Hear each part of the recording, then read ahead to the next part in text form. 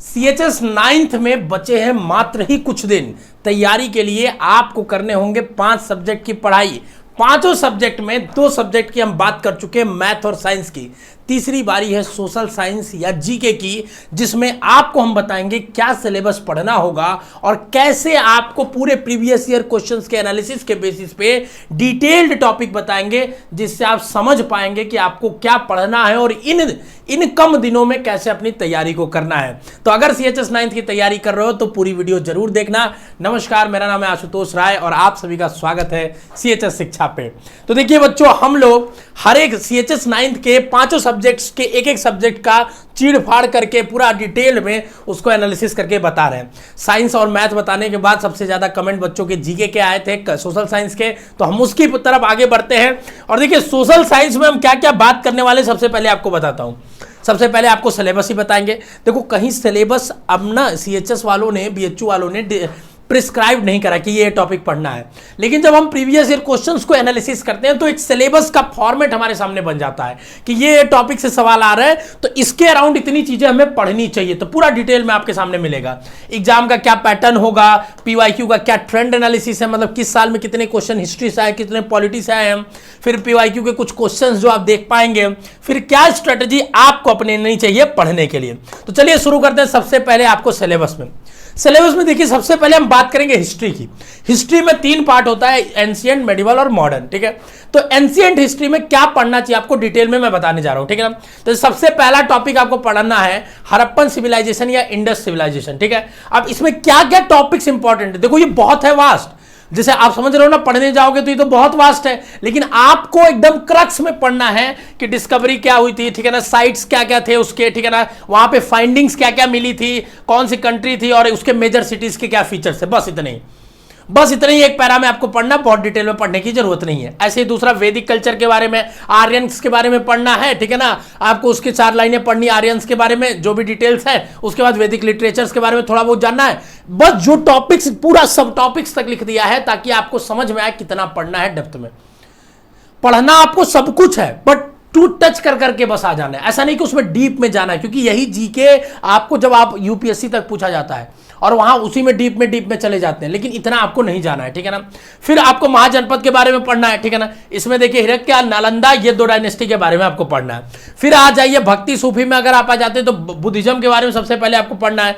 Buddhism के जो भी इवेंट्स थे, ठीक है ना, बुद्ध के लाइफ के सारे इवेंट्स पढ़ना है। ठीक है ना, कि जब वो महापरिनिर्वाण हुआ था तब क्या कब हुआ था, ऐसे सारा इवेंट उनको पढ़ना है कि जब उनको ज्ञान की प्राप्ति हुई से लेके सारी चीजों को, तो पूरा इवेंट्स आपको पढ़ना है। सिर्फ फिर जैनिज्म में पढ़ना है, ठीक है ना, कि महानिर्वाण जो हुआ था उसके बारे में पढ़ना है। ठीक है, फिर जैन के लिटरेचर के बारे में थोड़ा सा पढ़ना है, ज्यादा इंपॉर्टेंट नहीं है। फिर मौर्य पीरियड पढ़ना है।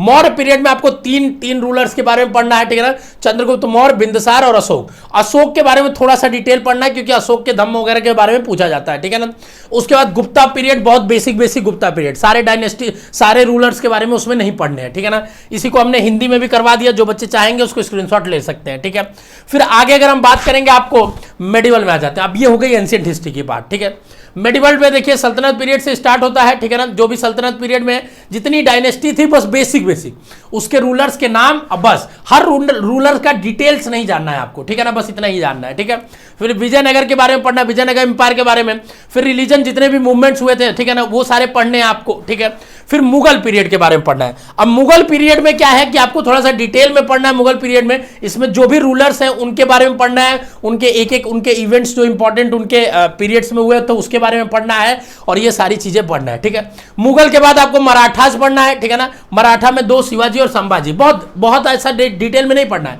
बेसिक आपको उसके बारे में जानना है। ठीक है, इतनी आप जान गए। उसके बाद मेडिवल में आपका खत्म हो गया। अब मेडिवल में इतना ही है। मॉडर्न हिस्ट्री के बारे में बात करते हैं। ठीक है ना, आधुनिक इतिहास। तो देखिए इसमें सबसे पहले ब्रिटिश पावर के बारे में पढ़ना है। ठीक है ना, कि सिराजुद्दौला बैटल ऑफ प्लासी कब हुआ था, ये सारी चीजों के बारे में। मीर कासिम बैटल ऑफ बक्सर के बारे में, बक्सर के युद्ध के बारे में पढ़ना है। ठीक है ना, जितने, फिर टीपू सुल्तान के जितने युद्ध थे वो उसके बारे में पढ़ना है और टीपू सुल्तान के बारे में पढ़ना है। ठीक है, फिर उसके बाद ब्रिटिश रूल का क्या इकोनॉमिक इंपैक्ट था, कि उनकी वजह से हमारे देश में, उसके बारे में पढ़ना है, ठीक है। और फिर जो फ्रीडम के लिए, आज़ादी के लिए जो लड़ाइयाँ हुई थी उनके बारे में पढ़ना है कि 1857 की क्रांति जो हुई थी उसके बारे में पढ़ना है। फिर इंडियन नेशनल कांग्रेस के बारे में पढ़ना है। बहुत एकदम टू द पॉइंट लाइनर्स के फॉर्म में पढ़ना है आपको, ठीक है ना। और ये सारी चीज़ें हम लोग अपने ऐप में दे रहे हैं बच्चों। अगर आपको ये सारी चीज़ें डिटेल्ड में, मतलब एक सिस्टमेटिक वे में पढ़नी है तो आप हमारा बैच ज्वाइन कर सकते हो। एकदम दो का दम एक में है बच्चों, मैं आपको दिखा देता हूँ, ठीक है ना, जिसमें हमने क्रैश कोर्स में भी पढ़ा है, अभिमन्यु में भी पढ़ा है, ठीक है ना। एक एक चीज सिस्टमेटिक करके पूरा वन लाइनर के फॉर्म में आपको दे दिया है कि आपको और कहीं बाहर से नहीं पढ़ना है, पूरा कॉन्साइज करके मात्र 800 रुपए में। Video lecture, test series, PDF सब कुछ दे दिया है। तो अगर आप ये सब जो पढ़ सोच रहे हो ये सब कहां से पढ़े, तो ये सब हमारे ऐप से आप जाके पढ़ सकते हो, ठीक है ना। तो मॉडर्न हिस्ट्री में ये सारी चीजें आपको पढ़नी है, ठीक है ना। उसके बाद मॉडर्न हिस्ट्री में देखिए एक आता है इंपॉर्टेंट है गांधीयन ईरा, ठीक है ना। गांधी के बारे में पूरा पढ़ना, जो भी गांधी से रिलेटेड जितने भी इवेंट्स है वो सारे पढ़ने, कौन कौन से यहाँ लिखा हुआ है, ठीक है। उसके बाद अगर हम बात करेंगे हिस्ट्री में, ये पोर्शंस पढ़ने हमने डिटेल में आपको एक एक पॉइंट्स बता दिए, ठीक है। अब हिस्ट्री के बाद आ जाते हैं, ठीक है ना। हिंदी में देखिए सारी चीज़ें दिया है ज्योग्राफी के सिलेबस पे। देखो ज्योग्राफी में बहुत सिलेबस नहीं है, बहुत क्वेश्चंस भी ज्योग्राफी से नहीं आते हैं, बट बेसिक चीज़ें आपको पता होनी चाहिए। जैसे सोलर सिस्टम के बारे में पूरा पता होना चाहिए आपको, ठीक है ना। अभी रिसेंट में देखो चंद्रयान मिशन हुआ है, उसके बारे में पता होना चाहिए, यूनिवर्स के बारे में रिलेटेड, ठीक है। ये करंट अफेयर में भी आ जाएगा, लेकिन आपको ज्योग्राफी से रिलेटेड है तो उसमें भी पढ़ना चाहिए, ठीक है। फिर अर्थ के बारे में आपको पूरा एटमॉस्फेयर अर्थ का, ठीक है ना, बायोस्फीयर, ये सारी चीजें, अर्थ का इंटरनल स्ट्रक्चर की क्रस्ट बाहर होता है, मेंटल कोर, मैग्मा, ये सारी चीजें पता होनी चाहिए, ठीक है ना। ये हो गया ज्योग्राफी का सिलेबस, ठीक है ना। उसके बाद इंडिया और इंडिया के सब कॉन्टिनेंट्स के बारे में, रिवर सिस्टम, ड्रेनेज और स्टेट यूटीज के बारे में, बस इतनी ही चीजें पढ़ना है और इससे ज्यादा सवाल नहीं आता। तो ज्योग्राफी बहुत वेटेज का नहीं है, ठीक है ना। मेन उसके बाद जो आता है आपका बच्चों पॉलिटिकल साइंस, ठीक है। पॉलिटिकल साइंस में ये टॉपिक्स हैं जो आपको पढ़ने हैं, ठीक है ना। पहला मेकिंग ऑफ इंडियन कॉन्स्टिट्यूशन, ठीक है। फिर कहाँ से इसके सोर्स जो है वो इंपॉर्टेंट है, ठीक है ना। फिर उसके बाद इंडियन कॉन्स्टिट्यूशन के फीचर, स्ट्रक्चर, ये सब पढ़ने हैं। फंडामेंटल राइट्स कितने हैं, कौन कौन से हैं, उसके बारे में पढ़ने हैं। आर्टिकल्स, फंडामेंटल ड्यूटीज, ठीक है ना, ये सारी चीज़ें। और उसके बाद एक सबसे इंपॉर्टेंट है इसमें प्रेसिडेंट और गवर्नर, ठीक है ना, कि उनका कार्यकाल कितने दिन का होता है, कौन एलिजिबल होता है, ये सारी चीज़ें, ठीक है ना। ये सारी चीज़ें आपको पॉलिटिकल्स में पढ़नी है। मेजर जो इंपॉर्टेंट है, ज़्यादा क्वेश्चन भी जिससे पूछा जाता है वो है हिस्ट्री और पॉलिटी, ठीक है ना। हिस्ट्री और पॉलिटी से ही आपके क्वेश्चन आते हैं, ज्योग्राफी से बहुत कम क्वेश्चन होते हैं आपके सामने, ठीक है ना। फिर उसके बाद आता है देखो स्टैटिक जीके। स्टैटिक जीके किसे कहते हैं हम? स्टैटिक जीके उसको कहते हैं मेरे लाल जिसमें फिक्स है कि वो चीजें सालों साल से चली आ रही हैं, कोई बदलाव नहीं है, ठीक है ना। जैसे सबसे लंबा कौन, सबसे छोटा कौन, जैसे इंपॉर्टेंट डेज, जो डेज है पूरे साल में इंपॉर्टेंट। फिर लार्जेस्ट, स्मॉलेस्ट, सबसे लंबी नदी कौन, सबसे छोटी विश्व में, इंडिया में, ये सब हो गया। उसके बाद नेशनल पार्क्स हो गए, ठीक है ना, वाइल्ड लाइफ सेंचुरीज हो गए, ठीक है।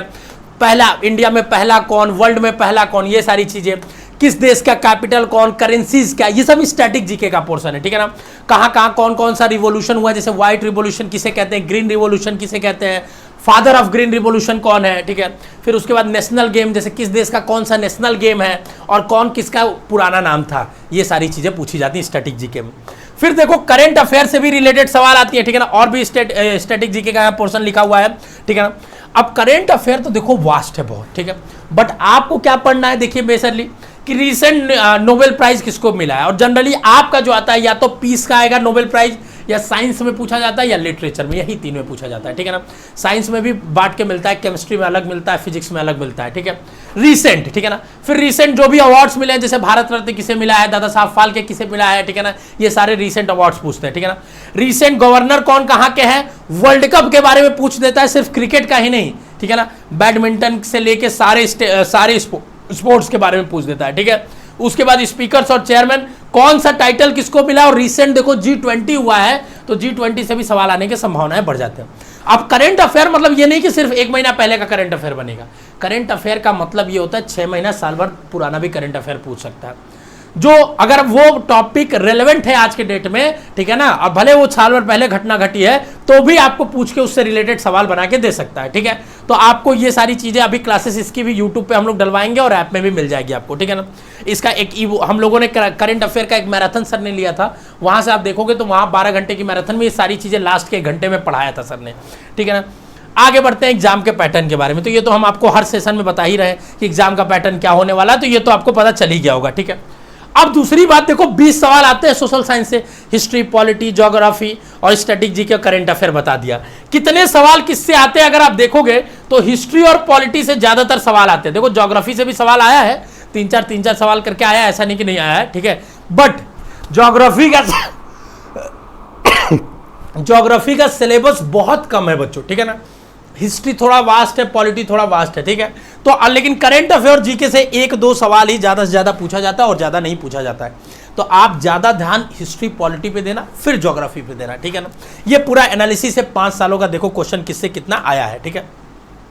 अब कुछ एग्जाम्पल देख लो, जैसे first chief minister of Uttar Pradesh, अभी स्टैटिक जीके हो गया ना कि पहला दूसरा कौन था, ठीक है ना, ये स्टैटिक जीके का सवाल हो गया। World's AIDS day, static GK का सवाल हो गया कि इंपॉर्टेंट डेट्स हो गए। दादा साहब फाल्के अवार्ड किस फील्ड में दिया जाता है, ठीक है ना, ये करंट का सवाल हो गया।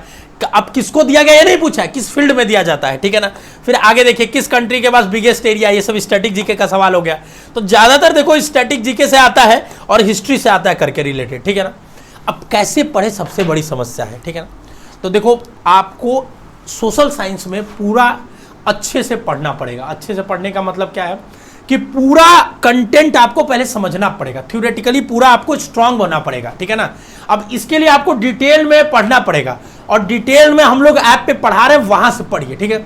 जब एक बार आप डिटेल में पूरा पढ़ जाएंगे तो एक नोट्स बना लीजिएगा, उसी नोट्स का बार बार रिवीजन करेंगे तो ही, क्योंकि देखिए इसमें याद करने वाली चीजें हैं, आपको याद करनी पड़ेगी। अब याद करने का तरीका क्या है, लिख लिख के बार बार याद करो, निमोनिक्स बना के याद करो, क्वेश्चंस के फॉर्मेट में रिवाइज करके याद करो, आपको ये याद करना ही पड़ेगा किसी हाल में। तो इसका एक ही तरीका है, एक चीज को मल्टीपल बार जितनी बार पढ़ो उसी का फायदा है, क्योंकि सिलेबस आपका फिक्स है कि इससे बाहर बहुत ज्यादा नहीं आ सकता है, ठीक है ना, लिमिटेड आएगा। तो उसी में आपको बार बार पढ़ने की जरूरत है, बस एक ही चीज को, ठीक है ना। अब बार बार एक ही चीज को पढ़ेंगे, बाकी ज्योग्राफी वगैरह में मैथ्स देंगे, कुछ पॉइंट्स हमने लिखे हैं, इस चीज को आप ध्यानपूर्वक पढ़ लीजिएगा। पर सबसे ज्यादा इंपॉर्टेंट यही है कि आप अच्छे से पूरा नोट्स बनाइए पहले, और नोट्स का ही रिविजन 2 बार 3 बार 4 बार 5 बार करिए। नए चीज़ों के चक्कर में मत पड़िए। किताब अगर पढ़ना चाहेंगे तो आप लूसेंट किताब पढ़ सकते हैं थोड़ा, लेकिन उसमें बहुत ज़्यादा दिया है तो उतना डिटेल पढ़ के आपको कोई फायदा नहीं है, ठीक है। हम लोग अपने ऐप में पढ़ा रहे हैं, वहाँ पे आप आ जाइए, वहाँ से आप पढ़ सकते हैं, ठीक है ना। मात्र 800 रुपये लग रहे हैं, ठीक है ना, और 800 में आपको CHS का टिकट मिल रहा है। आप ये समझिए कि अगर आपको वो कंटेंट मिल रहा है जो CHS तक आपको पहुंचा सकता है मात्र 800 रुपये में। बेसिक शिक्षा ऐप इंस्टॉल करिए, वहां से जाके कोर्स ज्वाइन कर लेंगे, ठीक है ना। आपको कुछ करना नहीं है, बस बेसिक शिक्षा ऐप इंस्टॉल करना है और ये सारी फीचर्स हैं हमारे, ठीक है ना। और वहां से जाके आप हमारा कोर्स ज्वाइन कर सकते हैं। कोई समस्या हो तो नंबर दिया है, इस पर कॉल कर सकते हैं, ठीक है। बाकी मिलते हैं आपसे, स्वस्थ रहिए, मस्त रहिए, खुश रहिए, ऑल द बेस्ट। अगला कौन सा सब्जेक्ट लेके आए कमेंट बॉक्स में नाम छोड़ जाइएगा। Bye bye.